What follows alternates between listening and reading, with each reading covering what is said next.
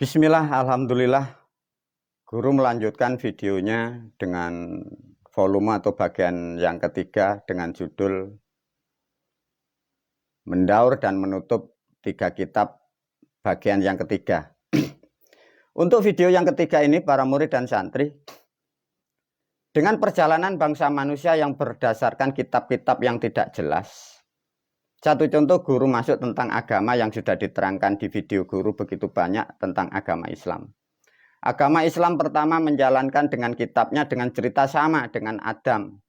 Namun manusia tidak mengerti kitab-kitab itu siapa yang membuat dan yang menciptakan, dan siapa yang mengarang dan siapa yang menjerumuskan sesuai perjanjian. Sesungguhnya bangsa iblis itulah akan menjerumuskan kalian dan kalian tak akan pernah sadar. Cara menjerumuskannya sang iblis lewat apa? Itu yang kalian harus pahami ya. Lewat mana bangsa iblis menjerumuskan bangsa manusia. Itu yang harus kalian bawahi. Para pemirsa, untuk menutup kitab, untuk mendaur ulang, awal Adam sudah diterangkan oleh guru. Surga sudah diterangkan guru. Semua sudah diterangkan guru.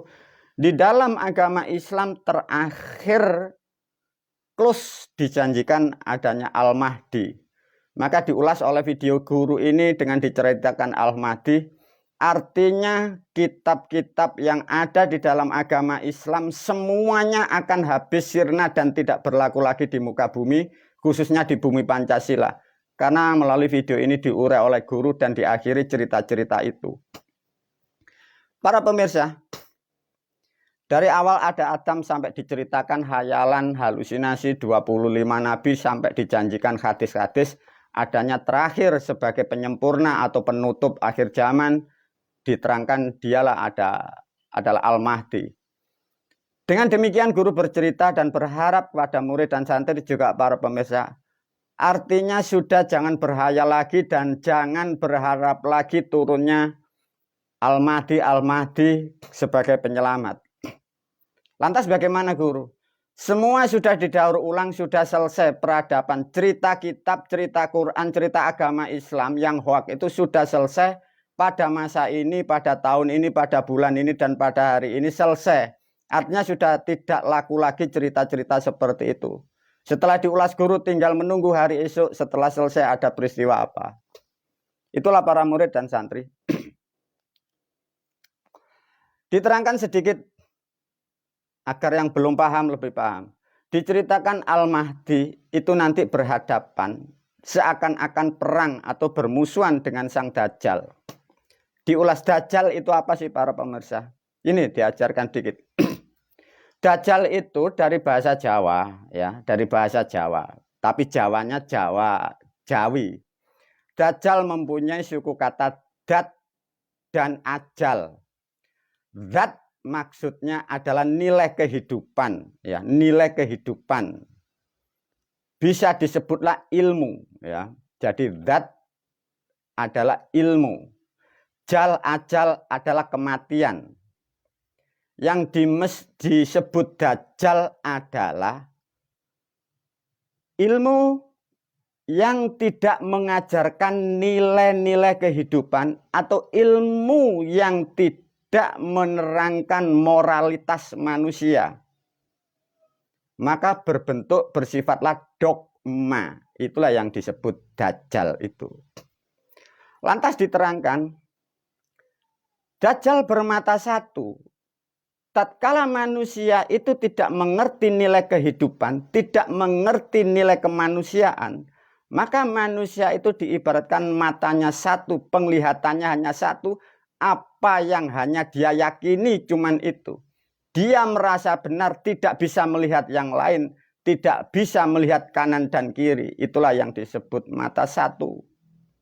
Diterangkan dari cerita-cerita hadis dan kitab yang ditulis orang terdahulu, digambarkan Dajjal adalah sosok raksasa.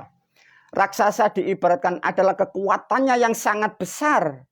Yang dimaksud kekuatannya Dajjal sangat besar. Organisasi itu sampai mendunia. Sampai ada yang disebut organisasi Oki. Ada organisasi agama yang mendunia, itulah yang dimaksud kekuatannya sangat besar. Diterangkan rambutnya Dajjal itu sangat panjang seperti buto dan raksasa. Rambut adalah jalur organisasinya.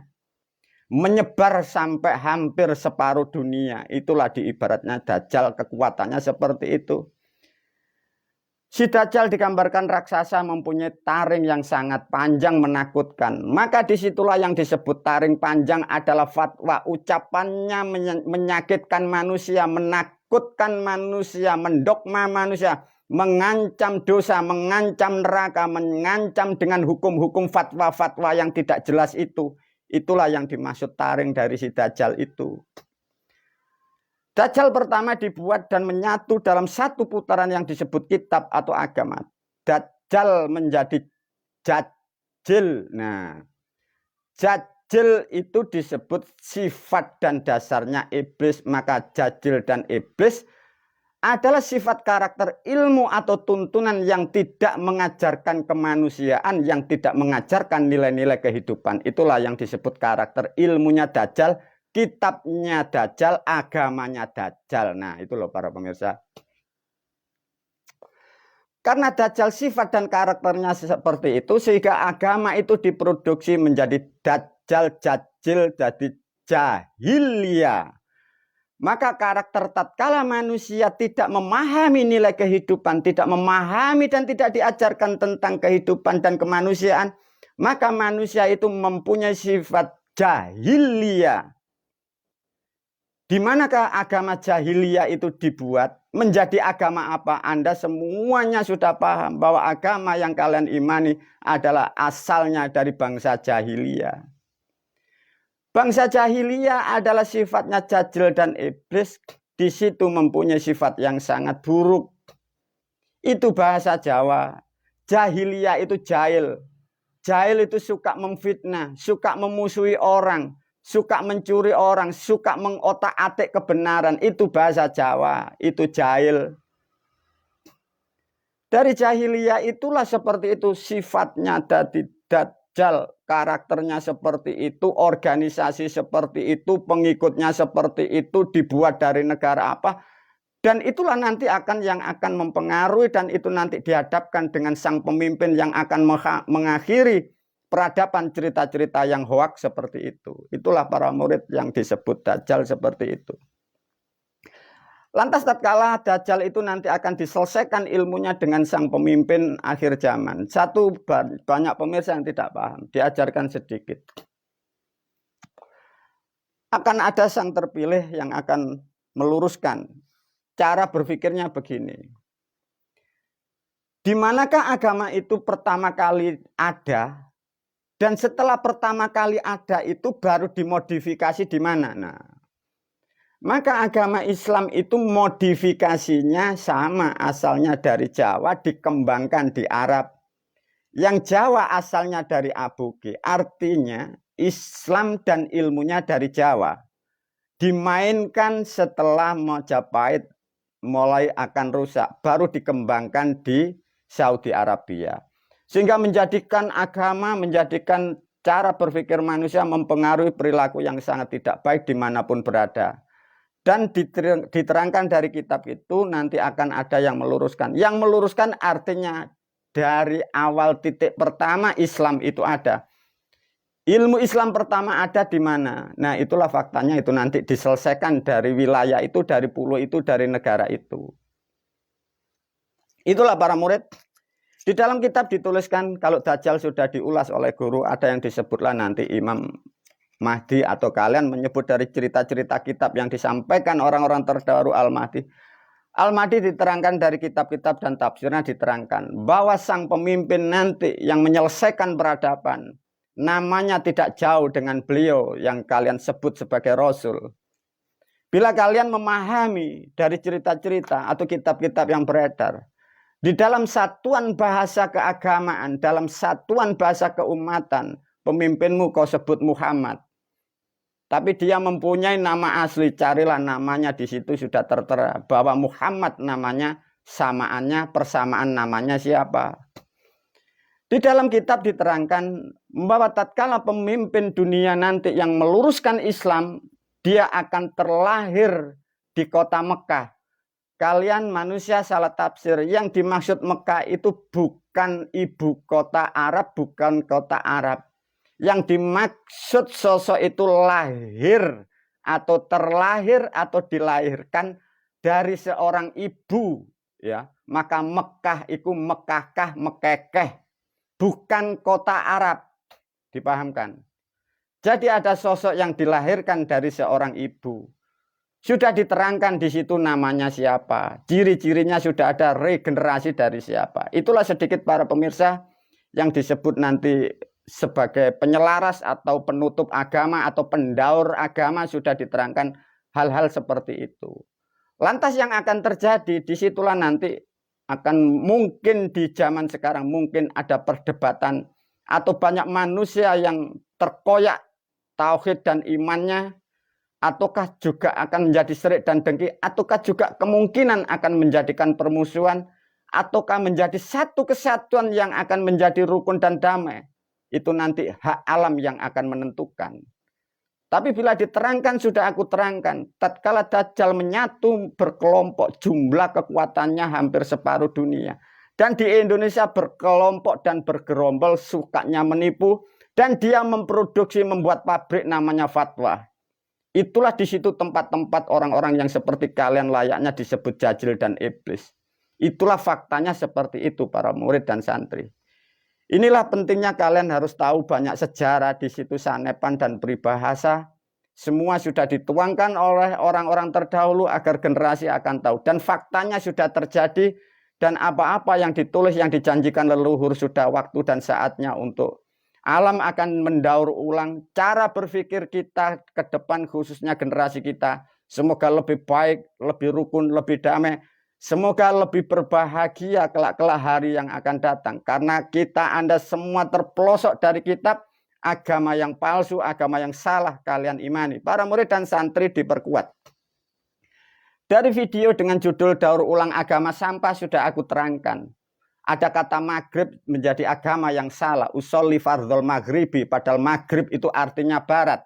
Bila orang Jawa mengatakan maghrib itu artinya kulon. Bila kalian melakukan ibadah, usolli fardhol maghribi, niat ingsun sholat kulon. Bukan ngadep kulon. Kalau bahasa Indonesia, niat wajib sholat barat. Sudah dipastikan bahwa kalian semua yang beragama Islam selama ini sholat Anda adalah zong. Anda tertipu dan terjerumus dan dijerumuskan. Anda tak akan pernah sadar. Melalui video ini diperkuat lagi.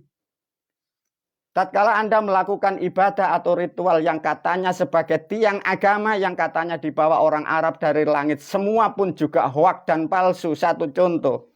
Tatkala kalian melakukan sholat atau ibadah jam 4 sore disebutlah asar. Tapi faktanya doamu usolli fardhol asri. Asri adalah bahasa Jawa. Asri artinya sejuk atau dingin. Bila kalian faham, kau susun dengan kalimat, saya niat sholat wajib dingin. Salah atau benar. Ibadah atau terpelosok. Lurus atau belok. Tertipu atau dapat petunjuk. Pahami para pemirsa yang belum paham sejarah, yang kalian tidak paham tentang bahasa. Asri itu bahasa leluhur kalian, bahasa Sangsekerta, bahasa Jawa. Asri itu maknanya dingin atau sejuk. Sudah dipastikan bahwa jam 4 atau setengah 5 itu lebih sejuk daripada jam 12. Lantas mengapa ada gerak sholat yang katanya wajib? Sesungguhnya perintah sholatmu adalah hoak dan palsu.